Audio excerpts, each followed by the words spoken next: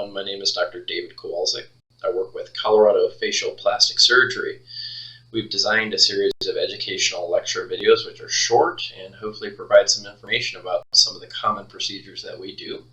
We feel it's really important that patients understand the anatomy and some basic concepts behind the procedures to be an informed consumer. If you have any questions, concerns, or comments, feel free to leave them at the bottom of the video on our YouTube link. We would really appreciate it. Thank you. Hi everyone. Today we're talking about one of my favorite topics, which is open structure rhinoplasty. This is something commonly that Dr. Mulla and I do at Colorado Facial Plastic Surgery. So what are some of the concepts behind open structure rhinoplasty?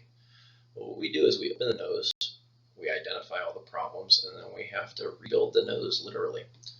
We use cartilage from the septum first.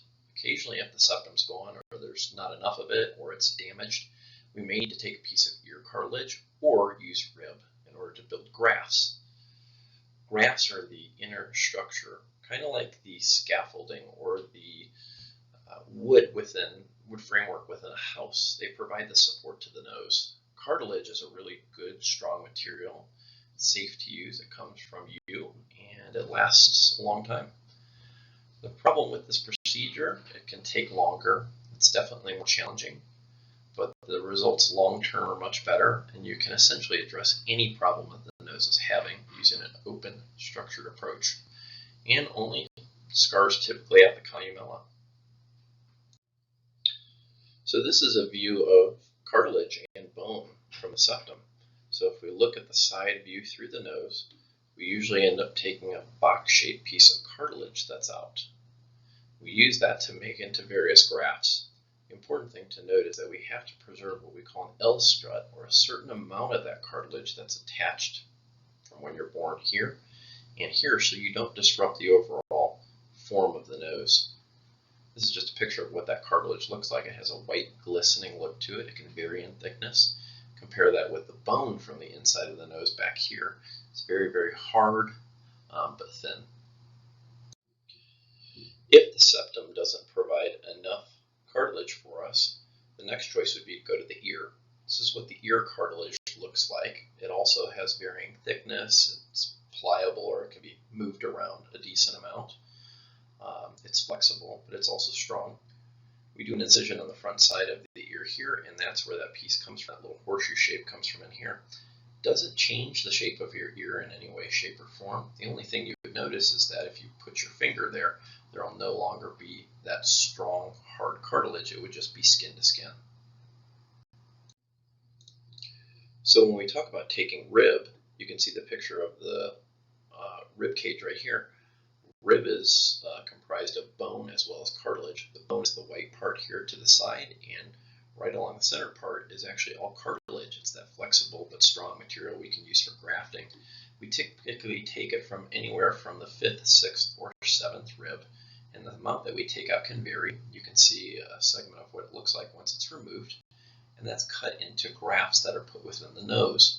Patients will often ask if this causes a huge scar or any significant changes with their breathing or the shape of their chest, and the answer is no. The scar is small, it's usually well tolerated, and it doesn't cause any significant deformity or instability of the rib cage.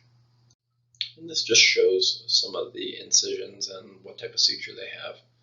If anything's done at the ear, there's typically dissolvable stitches and a dressing that's put in place that'll be removed after a week. The rib will have all dissolvable stitches and some glue that will come off over time. And the incision at the columella, and if what's called a base reduction or the nostrils are narrowed, that will have a few permanent stitches that typically come out after 1 to 2 weeks. If there's one concept that you take away about structural rhinoplasty, it's the tripod shape of the nose. So think of a tripod that holds a camera. That concept was created a while ago, Dr. Anderson. And what it shows is that you can manipulate any one of these legs to change any number of parameters with how big the nose is, small, its rotation. But fundamentally, you have to have structure or cartilage in there that's able to retain that shape after you put it in position. And this is a picture showing what cartilage looks like when it's cut up into some of those grafts. So they're shaped to certain sizes, and they're placed in various positions to hold the nose in a new form. Patients will often ask, well, how does that change the feel of my nose? Well, your nose will be solid and more firm than it was before because the cartilage is strong. Well, I'd like to thank you for your attention on one of my favorite topics, structural rhinoplasty. If you have any questions, comments, or concerns, please leave them below.